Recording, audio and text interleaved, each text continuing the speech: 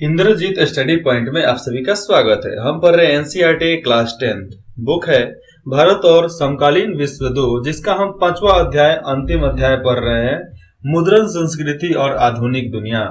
मुद्रण की क्या संस्कृति थी और हमारी आधुनिक दुनिया की क्या संस्कृति है, उसके बारे में जानेंगे। तो इसके पहले मैं बता दूं, अभी हम लोग पढ़ क्या रहे हैं।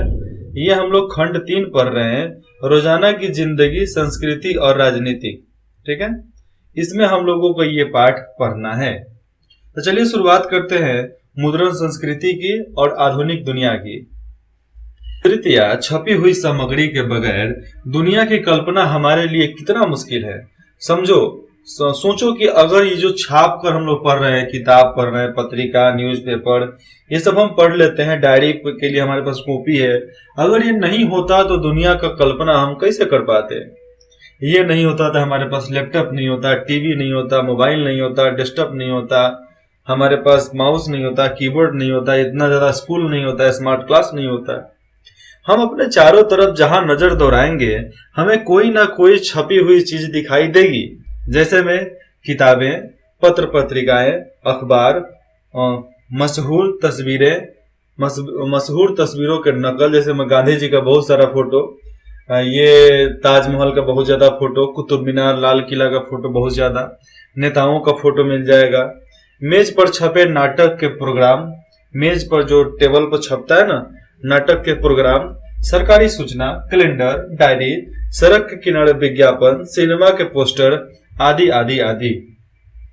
तो जहां भी हम नजर दिखाते हैं सब छपा हुआ होता है, चाहे आप प्रिंटर से छापो चाहे हाथ से छापो, छापना तो है ही।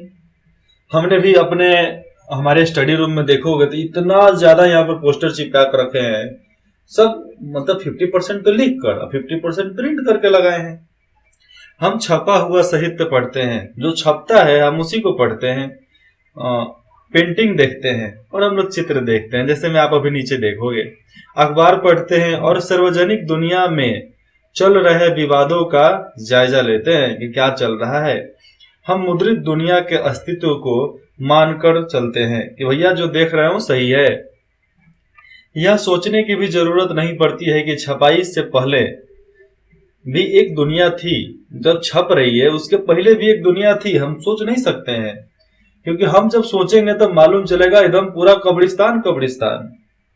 अब शायद ही महसूस करते हैं कि छपाई का अपना ही इतिहास है, छपाई का एक अपना ही इतिहास है, और इस इतिहास के सहारे समकालीन जमाने को आकार दिया गया है। और इस छपाई के वजह से ही ये जो समकालीन दुनिया आज के समय में दिख रहा है, इसको एक नया ढंग का आकार दिया गया है। जैसे आज जो भी बिल्डिंग बना है उसका एक ब्लूप्रिंट होता है, मैप, नक्शा, उसी के अनुसार वो भवन बनता है, बिल्डिंग बनता है।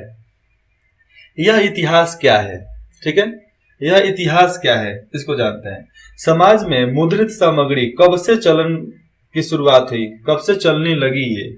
आधुनिक दुनिया को बनाने में इसकी क्या भूमिका थी? ये सवाल हो गए। अब देखो, इस अध्याय में हम मुद्रण की इसी इतिहास को देखेंगे कि कैसे यह पूर्वी एशिया से शुरू होकर यूरोप और भारत में फैला। पूर्वी एशिया से चला, मतलब जापान, चाइना से चला, और इधर अपने तरफ कैसे आया, भारत में, यूरोप में कैसे आया, और एशिया में पूरा कैसे फैला, विश्व में कैसे फैला। हम मुद्रण तकनीक के प्रसार और प्रभाव को सामाजिक जीवन के आए बदलाव से जोड़कर समझने की कोशिश करेंगे। देखो, पहले के जमाने में ऐसा चित्र बनता था तो ये चित्र बनाकर रख दिए जाते थे। अब उसी चित्र का फोटो क्लिक करके, खींच कर, अब उसको क्लीन करके यहाँ पर डाल दिया गया है, तो हम इसको देख रहे हैं। पहले यही छपाई खाना हुआ करता था, चित्र एक। लेकिन पहले कोई फोटो नहीं बनता था प्रिंटर मशीन से, लेकिन आज के प्रिंटर मशीन से फोटो भी बनते हैं, लिखाई भी होता है, छपाई भी होता है, कढ़ाई भी होता है, डिजाइनिंग भी होता है, कारपेंटिंग भी होता है, सब होता है प्रिंटर से। अब तो लेजर प्रिंटर से घर बन रहे हैं, मैकेनिकल प्रिंटर जो है उससे घर बन रहे हैं। प्रिंटर के आने से पहले पुस्तक निर्माण अखलाक ए नसीरी 1595 से, देखो इस तरह पहले किताब लिखा जाता था, एक आदमी बोलेगा और बाकी आदमी यहाँ पर लिखेंगे। भारत के एक शाही वर्कशॉप भारत में छपाई आने से काफी पहले यहाँ पर पाठ को पहले बोलकर लिखाया जा रहा है, फिर तस्वीर बनाई जा रही है और पुस्तक निर्माण में सुलेखन और चित्रकारी का बहुत महत्व था। छापेखाने के आने के बाद इन कलाओं का क्या हुआ, यह सोचने लायक है। जो ये बोल रहे हैं, छाप रहे हैं, लिख रहे हैं, इसका हुआ क्या? अब ये सोचने की बात है ना कि क्या हुआ। अब जानते हैं क्या हुआ। शुरुआती छपाई किताबें, जब शुरू में किताबें छापी गई तो ठीक है, मुद्रण की सबसे पहली तकनीक चीन, जापान और कोरिया में विकसित हुई। चीन, जापान और कोरिया, यही लोग छपाई का सबसे पहले का आविष्कार किया, मतलब यही लोग छापना शुरू किया। यह छपाई हाथ से होती थी और उस समय छपाई हाथ से होती थी, जैसे मैं लिख दो और बीच में सब खंडर होता था, ऊपर से एक बरस मार दो, लिखा गया। करीबन 594 ईसा से 594 ईसा से, मतलब एक आशा है कि तकरीबन 594 ईसा से चीन में स्याही लगे काठ के ब्लॉक या तख्ती पर कागज को रगड़ कर किताबें छापे जाने लगी थी। कब? आज से 1500 साल पहले। कितना? 1500 साल पहले छापी जाती थी। चूंकि पतले छिद्रित कागज, पतले और छिद्रित मतलब पतला मुलायम कागज के दोनों तरफ छपाई संभव नहीं था। इतना पतला कागज था कि दोनों तरफ हम छाप नहीं सकते थे। इसलिए पारंपरिक चीनी किताब जितना भी है, पारंपरिक चीनी किताब एकॉर्डियन शैली में किनारों को मोड़ने के बाद सिल कर बनाई जाती थी और किनारों को मोड़ दिया जाता था क्योंकि वो फटेगा नहीं, और किनारे को मोड़ कर सील दिया जाता था। सिलने के बाद ही उस पर सब चीज बनता था। किताबों का सुलेखन या खुशनवीसी करने वाले लोग दक्ष सुलेख या खुशखस्त होते थे। अब देखो यहाँ पे जो किताबों को सुलेख लिखते थे उनको खुशनसीबी, यहाँ पर क्या दिखा है, खुशनवीसी मतलब सुलेखन, इसको कैलियोग्राफी बोलते हैं इंग्लिश में, मतलब लिखने वाला। ठीक है, इसका मतलब होता है लिखने वाला जो भी है वो एकदम निपुण, मतलब एकदम बहुत होशियार हुआ करता था, उस्ताद हुआ करता था, जो हाथ से बड़े सुंदर सुडौल अक्षरों में सही सही कलात्मक लिखाई करते थे। मतलब ये लोग सही सही लिख देते थे, जो बोला जाता था सुंदर सुंदर ये लोग लिखते थे। इतनी इन लोगों की खासियत थी। एक लंबे अरसे तक मुद्रित सामग्री का सबसे बड़ा उत्पादन चीन राजतंत्र था। अब देखो, एक लंबे अरसे तक जो छपाई का जो सबसे बड़ा जिसका बाजार था तो केवल चीन का राजा का था, चीन वाले ही करते थे। सिविल सेवा परीक्षा से नियुक्ति चीन की नौकरशाही भी विशाल काय थी और उनकी सेना और नौकरशाह, मतलब उनके में नौकरी करने वाले हजारों लोग बहुत ज्यादा थे। तो चीनी राजतंत्र इन परीक्षाओं के लिए बड़ी तादाद में किताबें छपवाता था और जनसंख्या इतना बड़ा था क्योंकि इसमें ताइवान वगैरह सब आते थे ना, करीबन 3 देश मिलकर एक चाइना बनाता था उस समय। तो ये सब लोग उसमें एग्जाम देते थे, तो एग्जाम के लिए बहुत ज्यादा किताबें छपवाई जाती थी कि जब पढ़ेंगे तब ना देंगे। 16वीं सदी में परीक्षा देने वालों की तादाद बढ़ी, लिहाजा छपी किताबों की मात्रा भी उसी अनुपात में बढ़ गई और जिस तरह वहां पर किताब खरीदा गया, परीक्षा देने का सिलसिला बढ़ा, तादाद बढ़ गया, उसी के वजह से किताब छपना भी ज्यादा हो गया। क्योंकि चीन वाले का एक अलग ही सब समाज हुआ करता था उस समय, आज भी है। 17वीं सदी तक आते आते चीन में शहरी संस्कृति के फलने फूलने में छपाई के इस्तेमाल में भी विविधता आई। जब 17वीं सदी में चीन एक तरह से सांस्कृतिक रूप से फैला फूलने लगा, उसके बाद से उसमें छपाई खाने में भी इस्तेमाल होने वाले जितने भी अक्षर थे उसमें अलग प्रकार की विविधता आई। और मुद्रित सामग्री के उपभोक्ता जो ये सब उसका इस्तेमाल करते थे सिर्फ विद्वान और अधिकारी नहीं रहे, केवल विद्वान और अधिकारी ही नहीं रहे जो छपाई करते हैं। व्यापारी अपने रोजमर्रा के कारोबार की जानकारी लेने के लिए भी मुद्रित सामग्री का इस्तेमाल करने लगे थे। आज भी व्यापारी क्या करते हैं, अपने डाटा बनाते हैं कि इतना रुपए इतना बाकी है, इसका इतना रुपए बाकी है, इसका इतना रुपए बाकी है, हाई होने से आया, हाई होने से गया, इधर से अटेंडेंस, ये सब बनता है, आज भी बनता है। आज भी किसी भी सोसाइटी के पास आप चल जाओ तो उसके गेट के पास देखना, जो गार्ड होगा ना, उसके पास एक डायरी होगा, उसमें लिखेगा ये आदमी आए, ये गाड़ी का नंबर घुसा, ये गाड़ी इतना बजे बाहर गया, सब लिखना पड़ता है भैया, सब लिखा जाता है। यही सब तो यहाँ पर देखा जाता है ना कि कौन कितना होशियार, कितना समझदार है। अब देखो, हम लोग को तो पहले ऐसे ही लिखने का आदत था, कपड़ा पर लिखने का आदत था। हम लोग राजशाही लोग थे, राजा लोग थे, इसलिए पहले चिट्ठी हुआ करती थी। एक चिट्ठी हमारे पास है, मैं पढ़ के सुनाता हूँ, लेकिन अभी उसको ढूंढना पड़ेगा, ढूंढ कर मैं सुनाता हूँ। पढ़ना एक सगल भी बन गया। अब देखो, पढ़ना एक शौक बन गया था इन लोगों को। नए पाठक वर्ग को काल्पनिक किस्से, कविताएं, आत्मकथाएं, शास्त्रीय साहित्यकार कृतियों के संकलन और रूमानी नाटक पसंद थे। क्या पसंद थे? पढ़ने के लिए शौक तो लग ही गया था, नया शौक आ ही गया था। नए पाठक वर्ग को अच्छा लगने लगा काल्पनिक किस्से, कहानियां, कविताएं, आत्मकथा, जीवनी, उपन्यास, साहित्य, और देख लो यहाँ पर शास्त्रीय साहित्य, जो अपने पुराने किताब हैं, कृतियां, और उसके बाद से रूमानी नाटक, मतलब भगवानी, दैवीय नाटक, ये सब पसंद आने लगे। अमीर महिलाओं ने भी पढ़ना शुरू किया और कुछ ने स्वरचित काव्य और नाटक भी छापे, और कुछ लोग थे जो अपने से रचित काव्य और नाटक भी छापे गए, उनकी छापा खाने में दिया गया और वो छप गए, और वो बहुत ज्यादा बिके भी। आज भी कोई लेखक का किताब छप जाता है ना, तो उसको पैसे का कमी नहीं होगा, जितना बिकेगा उसका 20% पैसा वहां पर उसके पास चल जाएगा। पढ़ने की यह नई संस्कृति एक नई तकनीक के साथ आई। पढ़ने की जो संस्कृति थी और एक नया तकनीक के साथ आ गया, क्योंकि छपाई शुरू हो गया था। 19वीं सदी के अंत में पश्चिमी शक्तियों द्वारा अपनी चौकियां क्या, फिर से देखो, 19वीं सदी के अंत में पश्चिमी शक्तियों द्वारा अपनी चौकियां स्थापित करने के साथ ही पश्चिमी मुद्रण तकनीक और पश्चिमी मशीनी प्रेस का आयात भी हुआ। यहाँ पर बोला जा रहा है 19वीं सदी में जब पश्चिमी शक्तियों ने आकर यहाँ पर चौकियां बनाई, अपना बड़ा बड़ा तंबू टांगा, तो यहाँ से वो लोग क्या किए, मुद्रण तकनीक को भी लिए और मशीन जो था ना, प्रेस करने वाला, प्रिंट करने वाला, उसका भी बहुत बड़े पैमाने पर आयात किया गया, वहां से मंगाया गया, अपने देश में वो लोग मंगवा लिए पश्चिम में।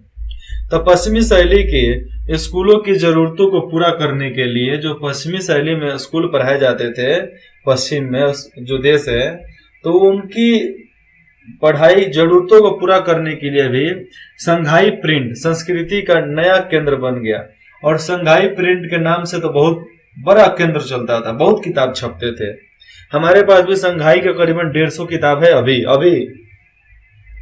क्योंकि मेरे को भी पढ़ने का शौक है भैया। जिस तरह इसमें बताया जा रहा है ना, वैसा ही मेरे पास भी पढ़ने का शौक है। पागल है पढ़ने के लिए हम भी। अरे दिन में तो करीबन 9 बजे से ले लो, 9 बजे से सुबह 7 बजे से ले लो तो रात को 2-12 बज जाता है, 12-2 बज जाएगा, इतना ज्यादा, उससे ज्यादा नहीं पढ़ता, तो सोना भी पड़ता है ना, कभी कभी नहीं सोते हैं। तो हाथ की छपाई के जगह अब धीरे धीरे मशीनी या यांत्रिक छपाई ने ले ली। जो हाथ से छपाई होता था, अब उसके जगह पर मशीन और यंत्रों के द्वारा छापा जाने लगा। ये देख लो, डायमंड सूत्र का एक पन्ना, ये डायमंड सूत्र मतलब एक बहुत पुराना किताब था डायमंड सूत्र, मैं इसके बारे में बताऊंगा अभी। उसका पन्ना, पहले ऐसे ही अक्षर लिखे जाते थे। ये कौन से भाषा में है? ये चीनी भाषा में है, और सबसे डिफिकल्ट भाषा बोला जाता है चीन का भाषा। नहीं जी, अगर देखो कहीं भी रहोगे तो तुम वहां का भाषा सीखिए लोगे, चाहे हो चाहे ना, सीखना तो है ही। जापान में मुद्रण, ठीक है। चीन बौद्ध प्रचारक 1768 से लेकर 1770 ईस्वी के आसपास, कितना, 768 से लेकर 770, 767 से लेकर 770 ईस्वी तक के आसपास छपाई की तकनीक लेकर जापान गए। चीन के जो बौद्ध थे वो जापान गए और जापान की सबसे पुरानी 868 ईस्वी में छपी पुस्तक, जो 868 ईस्वी में जो पहला पुस्तक छपा था डायमंड सूत्र, ये पुस्तक जापानी भाषा में है। अभी जो चित्र आपको मैंने दिखाया डायमंड सूत्र, ये जापानी भाषा है। कहाँ का? जापानी भाषा, पुराना जापानी भाषा है डायमंड सूत्र। मेरे पास कभी बुक होगा तो मैं दिखाऊंगा, लेकिन अब वो अभी इंग्लिश में कन्वर्ट हो चुका है। ये पुराना किताब नहीं मिलता है, म्यूजियम में रख दिया गया है, लेकिन आज भी इंग्लिश में लिखा गया है जो मैं आपको पढ़ा सकता हूँ। थोड़ा सा दिक्कत होता है पढ़ने में, जिसमें पाठ के साथ साथ काठ पर खुदे चित्र हैं। देखो यहाँ पर पाठ के साथ साथ ये काठ पर खुदे खुदे चित्र भी दिखाए जाते हैं। मतलब साइड में दिखेगा आपको, बीच में नहीं दिखेगा। ये तस्वीरें अक्सर कपड़ों, ताश के पत्तों और कागज के नोटों पर बनाई जाती थी। किस पर? कपड़ों, ताश के पत्तों या कागज के नोटों पर इसको बनाया जाता था। इसको तामपत्र जैसा, मतलब चौला चौला होता था। तामपत्र लकड़ी के पत्र को, लकड़ी का एक बड़ा सा तख्ता जैसा होता है ना, पतला सा, उसी पर काट काट कर बनाया जाता है, उसको तामपत्र बोलते हैं। तीसरे, मध्यकालीन जापान में कवि भी छपते थे, मतलब कविता भी छपते थे जो कवि के द्वारा लिखा जाता था, और किताबें सस्ती और सुलभ हो गई। और छपाई खाने की वजह से किताब सस्ता हो गया। किताब सस्ता हो गया तो हर कोई उसको खरीद सकता है आसानी से, तो आसानी से हर कोई खरीदने लगा।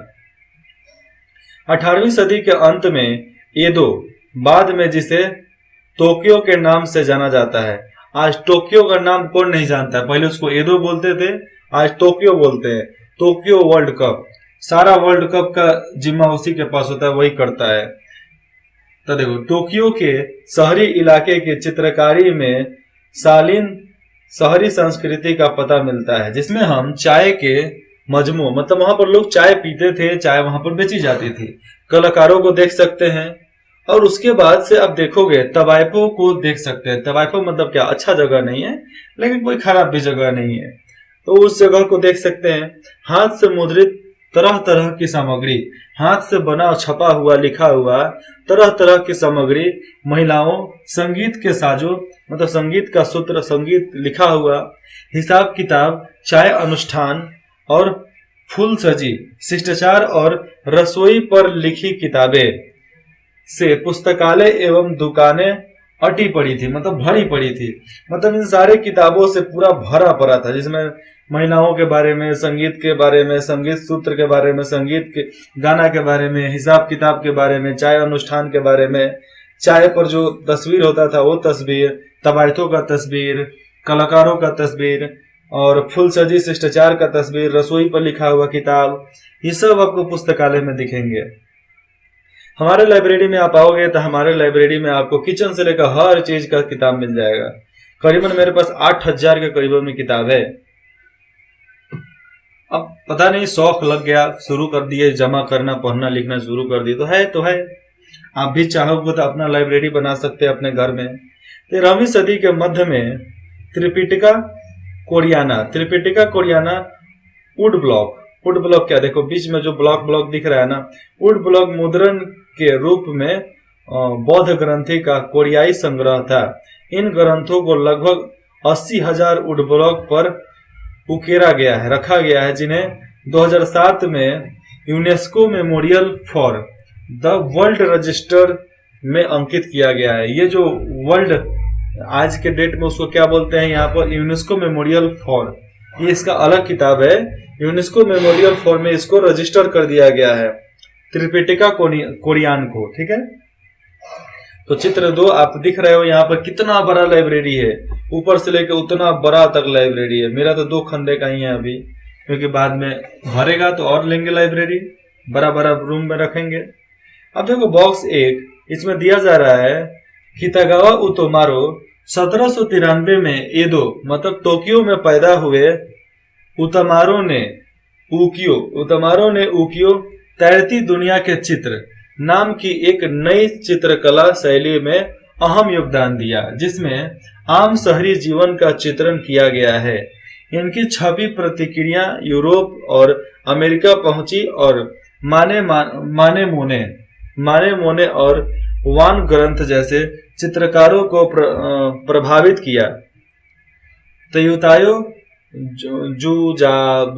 जुजाबुरो जैसे प्रकाशों ने विषय सुनकर कलाकारों से उन पर चित्रित बनाने का करार किया। मतलब अब उनसे बोला कि चित्र बनाओ भैया फिर से। फिर चित्रकार विस्म की रूपरेखा बनाते थे। उसके बाद हुनरमंद जो वुड ब्लॉक वाले लोग होते थे, वुड ब्लॉक शिल्प चित्रकार द्वारा बनाई गई रूपरेखा को तख्ती पर चिपकाकर उसकी आकृति को उकेर लिया जाता था, मतलब बना लिया जाता था। उसके बाद से इस प्रक्रिया में मूल आरेख तो गायब हो गया, मतलब बाकी सब तो गायब हो गया। अब उसकी छपाई नकल बच गई थी, मतलब सही में जो बना था उसको उस तख्ती पर डाल दिया गया। उसके बाद से उस पर एक आकृति बना दी गई और उसके बाद से क्या हुआ, उसके बाद से हुआ क्या कि जो ओरिजिनल कॉपी था उसको खत्म हो गया, वो खराब हो गया। उसके बाद से इंक लगाओ ठोक दो, इंक लगाओ ठोक दो, इंक लगाओ लगा दो, इंक लगाओ लगा दो, तो ऐसे छपाई खाना शुरू हो गया। ये चित्र आप देख सकते हैं, चित्र बता रहा है सुबह का नजारा। ये सुबह का नजारा है। रचयिता सुनमन कुब्बो 18वीं सदी के अंत में। ये लोग यहाँ पर क्या कर रहे हैं, पोछा लगा रहे हैं, कपड़ा साफ कर रहे हैं, ये पानी उठा रही है, नहा रही है, ये बाथरूम कर रही है, ये तो पता ही नहीं चल रहा है ना इसमें। बस इसमें सुबह का नजारा है, लोग कपड़ा वपड़ा धोने, मुंह धोने सब काम कर रहे थे, बस वही। अगले भाग में पढ़ेंगे यूरोप में मुद्रण का आना। यूरोप में इस छापाखाना कब से शुरुआत हुआ, फिर भारत में पढ़ेंगे, फिर भारत के बाद भारत के अंदर का पढ़ेंगे। ठीक है। इंद्रजीत स्टडी पॉइंट में जुड़ने के लिए आप सभी का बहुत बहुत धन्यवाद। आशा करते हैं आप हमारे साथ ऐसे ही जुड़े रहेंगे। आपके कमेंट का इंतजार रहेगा। इंद्रजीत स्टडी पॉइंट का पूरा टीम आपके कमेंट का इंतजार करेगी। धन्यवाद।